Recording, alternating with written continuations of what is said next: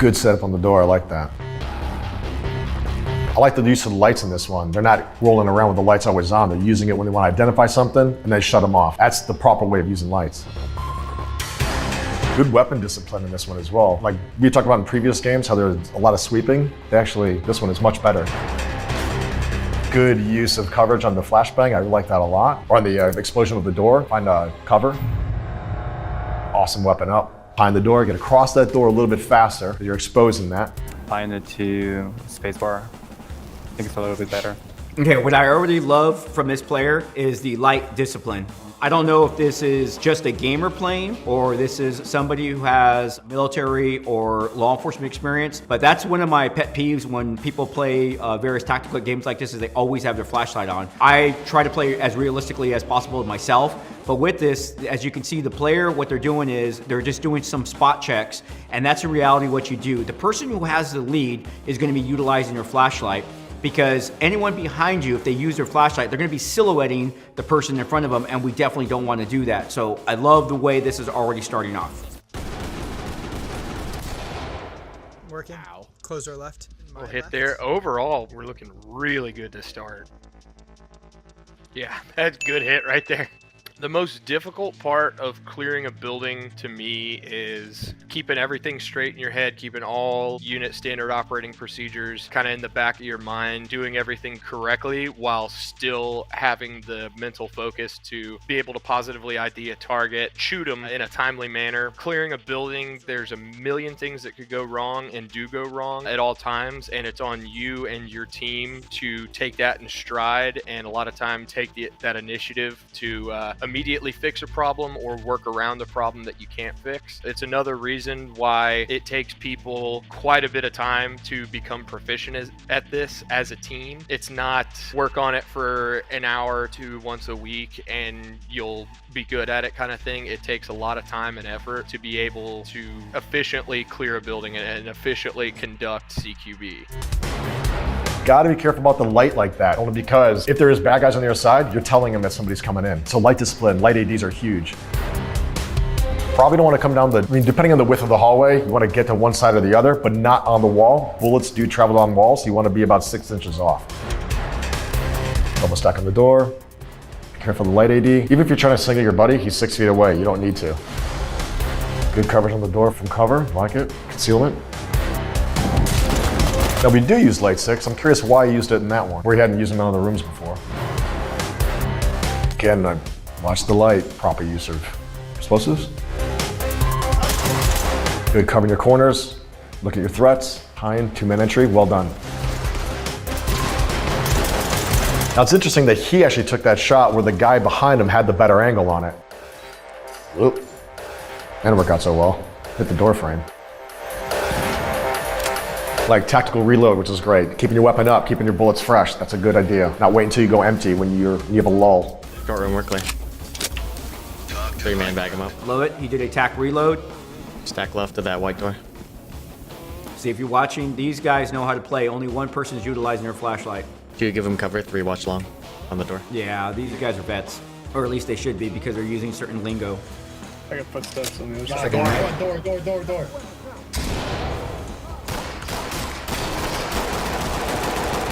One of the things that some of the community has been complaining about with Ready or Not is how fast the AI is at shooting you. You could have played this actual scenario a little bit differently. I probably would have kept someone long on that door that opened up initially, letting 2 or 3 members take this room. But once again, I would love to have seen someone long on that one, but I think we have some veterans playing this based upon how they're moving and what they're saying.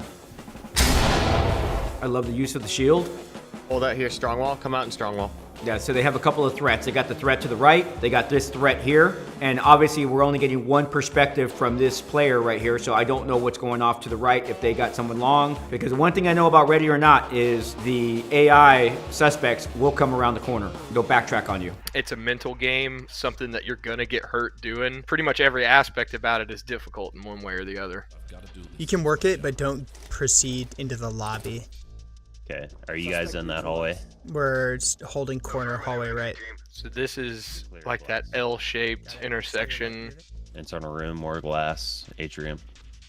G-Man, I got closed door right, and I've got Sure. hallway open, deep center. This is kind of like a weird, like asymmetrical kind of X intersection where you're linking up with another team. One of those difficult things about CQB is we have shoot houses that we can run through, and we have certain buildings where we can conduct training in. All of that might be set up in these nice kind of uniform rooms. They have maybe a couple corner fed, a couple center fed, and then they've got your nice T intersections, your T, L, and X intersections. And then you come into something here. He's coming through a hallway with one long hallway intersecting it, making that T, and then there's one close enough that's running parallel with the hallway that you're coming from in this large kind of elevator waiting area around. So I would call this an X intersection just because there is 4 kind of lanes that end up intersecting around each other close enough to where I could easily stand in the hallway where he's coming from currently and kind of get a shot down that other long hallway. So I would treat this as an X intersection. Appointment on either team at least have to have some sort of familiarity with. This may be their very first time ever in this hospital, and so seeing something for the first time and making a call where you're going to keep other people alive is a pretty stressful thing and another very difficult kind of aspect to CQB.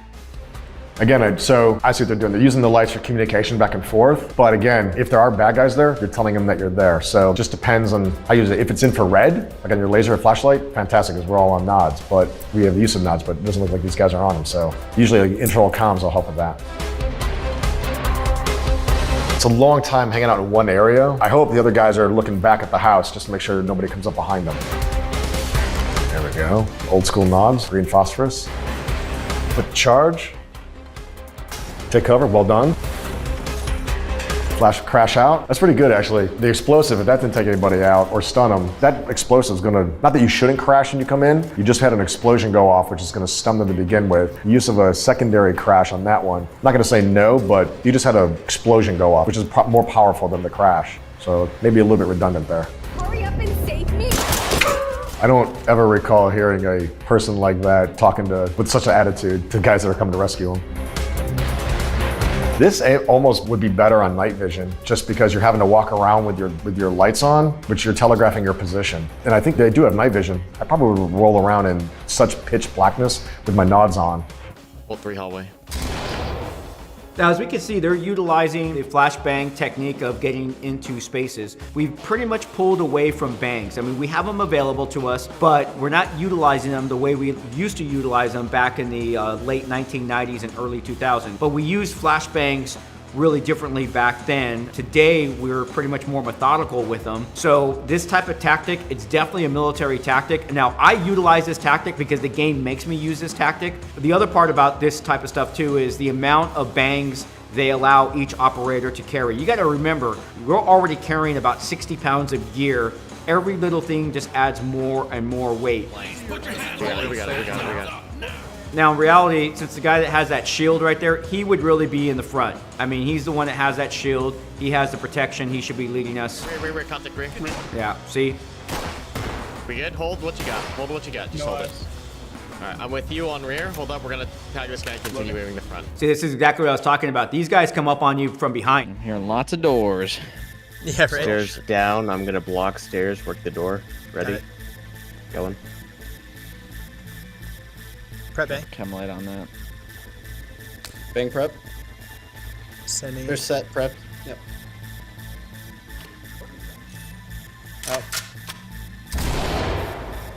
Yeah, a lot of the advantages you might find in CQB come from that SILS, stop, look, listen, smell. It's typically something that you do kind of out on, recon patrols, what have you, but also in a CQB environment, you can have a lot of extra intel. You can kind of pick up, like that guy says, like, man, I hear a lot of people working doors right now. I don't necessarily have to stop and count exactly how many doors I hear, but I know there's enough movement where multiple people are closing doors behind them or opening doors to move positions. That's something that would make me a little bit more cautious of closed doors. Doubles closed right.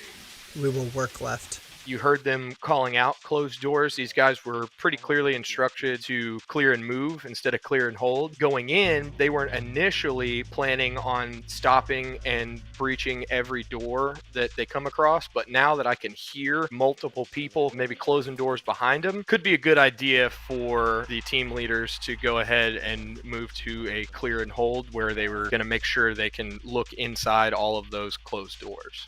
With you left. Yep. Hold center. Hold center. Watch your rear. Oh no! Watch Oh your no! rear. I got him.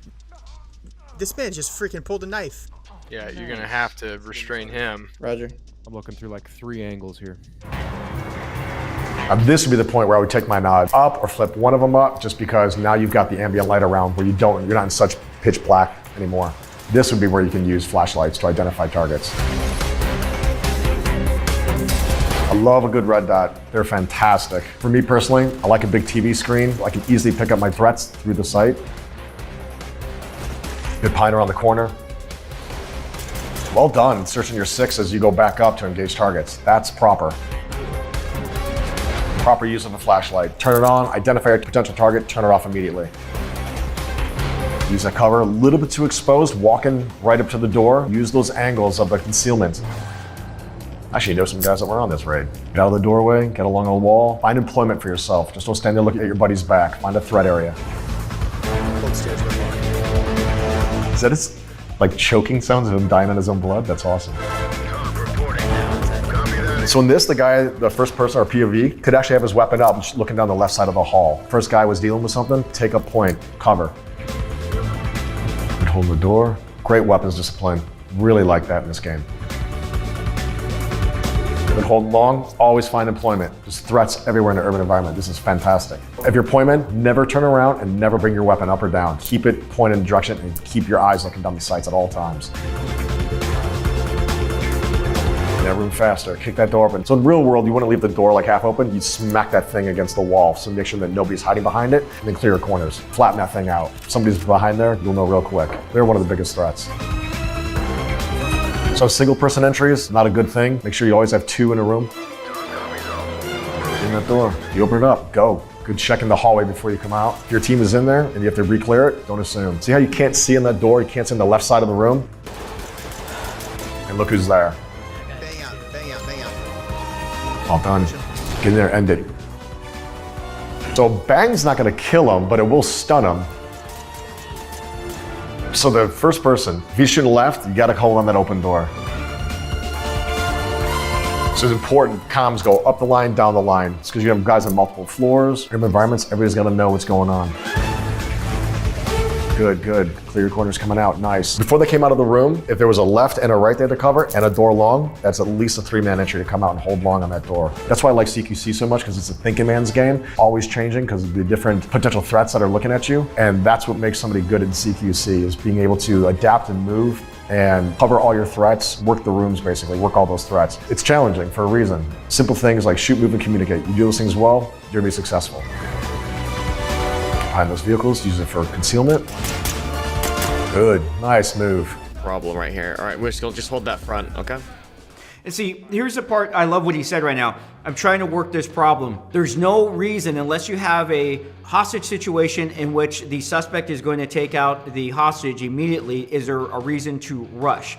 So yes, sometimes we get into a room and we're like, whoa, this is not what we thought it was going to be. Slow it down, take a breath, and let's say, okay, what are we going to do? When you have 10 SWAT operators going into a room like this, and he's trying to fill in the holes, because each one of those is, basically a threat, and that has to be, we got to take that threat out of the equation. So that's what he's doing. He goes, okay, let me take a look at this. I see the room, all sorts of things going out, people running, blah, blah, blah, blah, blah. So I love the fact that he's starting to slow things down. And actually, he's being the voice of reason on the headset. Hey guys, let's slow it down. Shield with you, push door. Right side, work parallel. Rain, actually, hook him. Now, just so you know, this is just one tactic that could be utilized. Yeah, I see him. Right. Plate. No, Contact is in custody. And the one thing I like about this game, they let you have light sticks. I think each person has 10, so it is nice to have that to let you know, number one, the room you've been in, and number two, it adds some additional light, especially if you have that light discipline going on. Watch that window if you're stacked left. Inside. Okay, I do want to talk about this part, lockpicking. Contrary to popular belief of developers when they make games like this, like SWAT 4, Ready or Not, I don't know of how many teams actually have a lock picker on the team. In my experience, I just found it takes too long to get through a lock. Hence the reason why we take in breaching tools. We got, rams, we got picks, all those various different things. So in that situation, I think we're just gonna go ahead and ram the door and get into it. I cannot recall one incident where we actually picked a lock. So for those people watching this, it's a great game mechanic, but as far as realism, I don't know. So if you know of a team that does it, hey, throw a comment down below. Please don't tear me up. I'm just giving you my experience. All right, I got eyes on one suspect down. I'm about to make link up. Friendly's about to emerge from a door towards the guys on the right side right now. Friendly, your rear. All right, this is cleared space to your rear. Hold what you got. Yeah, good call on that. You never want to kind of surprise your own guys. So either calling out friendly, or we always did blue. Hold on the left side. Let's work this open space on y'all's right. I'm with you right. Stand by to flip to the left and clear dead space hard left. Good, clearing some dead space. These guys are good, man. Creep, butter. Oh, gotcha. Flip it. Flip it, and butter, take it with you. Breaching in 3, 2, 1. Breach. Friendly's coming out on your left. Taking it. Female, unarmed. We're on your right. Non-compliant front. Closed hallway right. Closed door at the end. That's why it's important to positively ID those targets. It would have been a little easier for him to just say, oh, person. Then he would have killed a nurse, it looks like. I got her. Hold that door. Got it. Hold long in the hallway with one, and then rear. Yeah, I got rear. Stairs, closing it back up. Raj, close it up. Yeah, again, just really good communications by these guys as a team. And that prep bang. He's down, taking a knee. Mag, yours. Jeez, good breach. That one guy's tough, man. Hold that. Up in the front. Oh, what you got? Oh my god, no shoot. That was me. I started that. Friendly fire between two people on the same team can happen. It does happen, very unfortunately. You want to be at a level of training where it won't happen at all. Friendly fire in the sense of there was non-threats in there that you want to do your absolute best to positively ID beforehand so they don't end up getting shot. I know we were laughing, the guys in the game laughing, joking a little bit before about like, oh, in a real life scenario, not necessarily something to joke about. You want to do your absolute best to positively ID those no-shoots as well as the threats. So throwing a crash in deep, unless you know the person is deep, it's not typically what you want to do. I'm coming up with a taser. If you're going into a door with unknowns on the opposite side, I'm not sure why you would take a taser, unless you have intel to begin with. But if you're going into a door with potential threats on the other side with guns looking at you, I would want a gun and not a pistol if I had a rifle. The taser is used when you have more control of the situation of potential lethal threats looking back at you, and if they're being non-compliant, then you would go to a taser. But to go into a room with potential people shooting back at you and all you had was a taser, probably not the best idea. One female surrendering in the hallway, open door left. Stairways go up. Good comms. That's actually really good. I'm impressed with that. Well done, dude. I don't necessarily agree with that. I probably would use a firearm.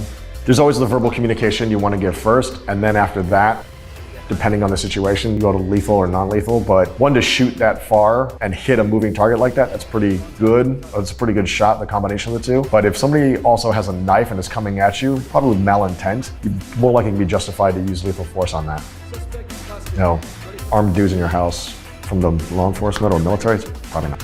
She charged me with a knife. I barely had time to get to my taser. Exactly, so why wouldn't you use lethal force on that? Make sure we've got rear security, please. So technically, somebody should be lift back, look up the stairs while the team goes in. If they need to collapse them, they can call them up. But what if they go so far and they need to go up and clear the upper room? I like the comms on this one. The guys are obviously work together and they're familiar. So just imagine if you're a bad guy on the inside, because of where his light is, you know exactly where he is and to make your move. Pretty much telegraphing his position. So in very dark environments, the exposure of a light like that, mega. Like it's It's like daytime outside when everything's completely black. Gotta be careful about that. Probably one of the number one things that people don't understand because they watch too much videos or movies and they think that's all works. Like right now, if the door's open, there's a bad guy. Why wouldn't the bad guy just shoot through the door right at it and take him out? He knows right where he is. Open door, open door, open door. All right, Okay, good. Okay, so this is awesome tactic. He plugged the hole with the shield. Perfect, good tactic. Now it's going to allow everyone behind that shield to go ahead and deal with either the suspect or the hostage, whoever this person is, effectively while he deals with that threat for us. Stairs left, careful. Down on your knees. Take it now. Give him a... So imagine what they're doing right now in a real SWAT scenario without flashbangs. Think about that. That's exactly how we would be doing this. No flashbangs, despite the size of this room. So just think about that, the realism between what really happens and what we get to do in gameplay. And actually even in Hollywood and TV. TV and film gets SWAT so wrong, it's not even funny. There's a body over here. Did he run?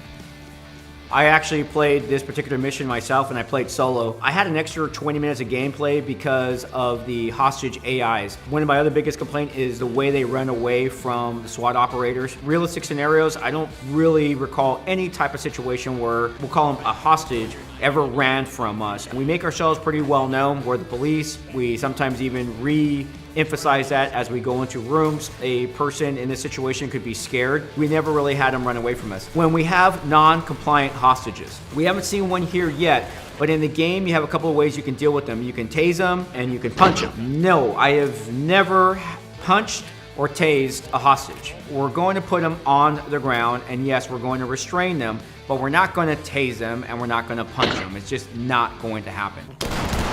Taking it. Good shotgun breach. Hold that. I got doubles right. They are workable. This is going to trigger a massive angle. Watch your back in 3, 2, All right. 1. Opens, taking it. Forgive me, but it seemed like when he was stacking up on that door, the hinges would have suggested it would have come out to him, which would have made him reposition. So I don't know if that was like a developer hiccup, because the door was closed and the hinges were on the same side as him. Friendly stays. That closed door behind you is no factor, Snow. Damn. Snow's in contact.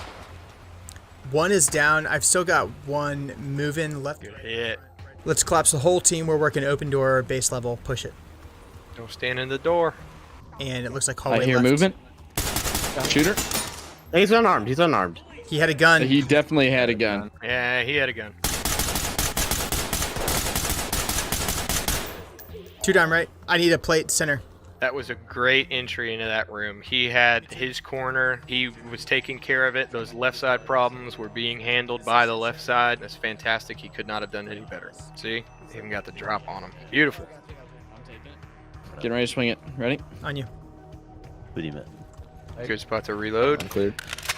There are specific breaching rounds that will take out after kind of effect of shooting them, you know, like I wouldn't necessarily want to breach a door with a round that might, you know, skip off of the other metal around it or whatever the door is made out of. There's different breaching shotguns that are used all around the world by all different people. Remington shotguns like the 870 pumps are great. A lot of times you'd want them in a compact sort of package. The pump shotguns do well without having like a recoil system that go through the stock that would allow you to have more of that kind of sawed off sort of look that would be more usable for breaching. Something I like a lot about Ready or Not is the rules of engagement that they seem to be following. It's not always all military. Everybody you're gonna see is someone you need to shoot. In the military context, that's also the case. This game specifically, it seems like, you know, you have to have a weapon, you have to have intent, imminent jeopardy, all of the things that would lead a law enforcement officer to end up in a firefight with somebody. And if those requirements aren't being met, they seem to be doing everything they can to detain the suspect or hostage or whoever it might be, which I think is fantastic training for real life kind of scenario. So how dark that is, when you make a dynamic entry like that, why wouldn't you keep your light on? You're moving fast, you're holding in one direction, and you had all kinds of barriers and stuff with dead spaces that people could be hiding in. So real world, when you start having hostages like that, or people that are unknowns, you really actually leave a guy back that starts collecting them and can hold on them so they don't start doing squirrely stuff. Good job. He saw the certain amount of threats. He knew to have so many people per room. He waited until he was in line, and then they went dynamic all at once. Fantastic. My personal opinion, I think they're too far forward to the first door they just worked. While they go in and are working on the door to the right, they should probably be back in the corners holding along on that. Then when they're about to come out of the room, then they can make entries into the far two. They don't have much concealment where they are in between those rooms. That's a bad guy. Oh, that happens. One guy in the room, that's not good. Oh, there we go. I got a swingger right here too. Okay, good. Smart. Use of angles is absolutely important in this. So if the breacher does that, there should be another guy that's holding, they can go right in. You just told everybody you're there, so now you need to actually get in. Squirter did go high from the top. If there's a guy high, all he's got to do is aim at the source of the light in that. So again, in this particular, maybe night vision's better. Or you have a guy hold high with a light on, so if any movement comes out of it, you see it immediately. But that dark area up top where somebody went, and they're in a small corridor, not good. You know how many times I actually started critiquing, like, oh, we did a good job on that one. In the middle of an op? Never. Usually if I f***ed up like that, I hope nobody remembers it. But that's true though. I mean, if you're on a, that happened to us a couple of times because people get so amped and like you literally take a crash and you show it to the other person, you're like, gonna crash the door, and they open up the door and they go right in, and before you can throw the crash, you're like, you can't let him go alone, so you just drop the crash out in the hallway and you f yourselves over on that one. You're like, sorry, like gotta go. You try to toss it down the hallway where, you know, right next, but sometimes those hallways are so small and the concussion just reverbs around the whole thing. And all of a sudden, like, you don't forget that. It's fascinating, like the use of the lights on this, like, and some it's good, but they like are light happy, and that's horrible. Okay, if someone's the point man up front, he does not turn around. He's aiming at the potential threat and he locks it in. He doesn't turn his head, he doesn't turn his weapon. People behind him can start it, because if the bad guy comes out immediately, he's the one that has to see it and engage. Kicking. Police, hands up. See him. Take it. Arms out. It looked like he got hit based on his screen. I really can't tell.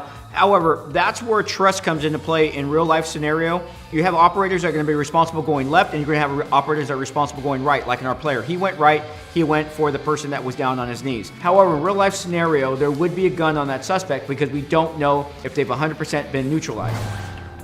Take that right with two. Take that right with two. Nice, filling in the gap. Love it. You see how they're playing? The guy in the front on the left is using the flashlight, not the guy in the middle. Love it. Guys, make sure they don't pull a gun. That's the other part about ready or not. They can pull a gun on you, so you definitely want to get them detained ASAP. So at this point in time, what they're doing is, in the law enforcement world, we call these secondaries. We think the scenario is over, but there could be possible things that we're missing. So everyone's responsible to conduct secondaries, and we're going to go through the entire area very methodically to make sure we didn't miss anything. It's that runner. Yeah, see, they got the same problem that I had. You guys know. Oh, I got him. Gun. Yeah. Now, I thought somewhere around here that they did not deal with a certain door. No, they got this room. Honestly, yeah. Oh, gun. Jesus fuck. There we go. Where are these guys coming from, dude? Oh my god. Right? That's how I feel in this game. All right, let's see if they show us the score. Oh, they did well. Nope, going down. They got unauthorized use of force. Overall, not that bad, but we can see how big the maps are. They got the terminology down, they got the tactics down, but once again, their tactics are just one way of doing this. There are so many different ways of getting into rooms as well as completing missions just like this. Go ballistic. Yeah. Long door, runner. Down. I thought he was getting ready to drop it. He did not. Oh, he was not getting ready to drop that. That's a good shot. This looks like a massive structure, so let it breathe. We're not flooding it. Fight from the threshold, then we'll make the call to flood if it's calm enough.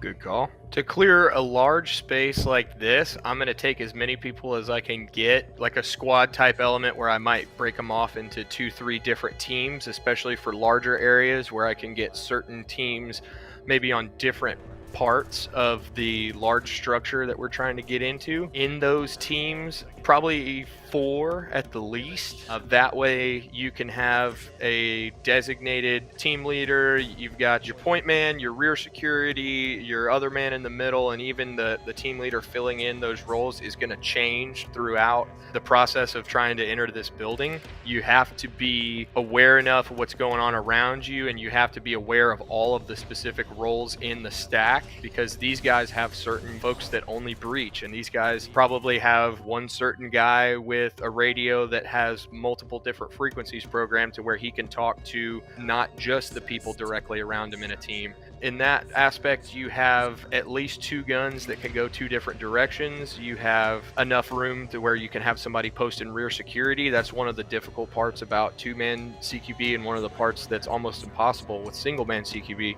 is having someone around you that has the sole responsibility of checking the rear and making sure that no one is trying to flank around and meet us from the same direction we came from. If you scare me, you get shot twice as much. Yeah, that's a real thing. Could you imagine ordering like a hoodie or something, and then you receive it and it's just like all taped up and there's just like a bullet hole through it because the postal service got in a gunfight? God, I wonder how all that would work. Again, so dark out, turn off the light, put your nods on. Get that hostage out of the way, that unknown out of the way, drag him out of the way. His proximity to the good guy, with his hands not being secured, it's just enough ambient light to put a shadow in the back. It's a toss-up, use of night vision or use of flashlight in this scenario. Damn, dude. They were on top of each other, bro. There's no way. Target identification. So he was fast coming around that room. Ugh. Sorry, chick. That's all you gotta do in the real world, just apologize like that, you're good. Like, How the light is casting into the shadows, if there's somebody hiding, like up above or can see, try to minimize all type of silhouette signatures and get away from projecting your image. alright, we're clear to external right here. Like he's kind of making his way through this whole structure and he doesn't have anybody on him yet. And for 3 people, you can do that whole thing with 3 people. There's a better way to do it than that. Just wandering around, making sure you don't have somebody behind you is bad. At point, man, looking around, other than the door handle, no. Shoot the good guys, you fail. Dude, there was no chance. Actually, I disagree with that. There was a chance. You came around a door like that, you have low light. Target identification is massive. You have to do that, otherwise you have the scenario in here. There's a better way to do it, and that wasn't it. For obvious reasons. You saw the results, but that's a little amped up, trigger happy, bad move, because now you gotta tell the people that sent you on the mission and the parents of those, and the families of those individuals that your professionalism wasn't so professional.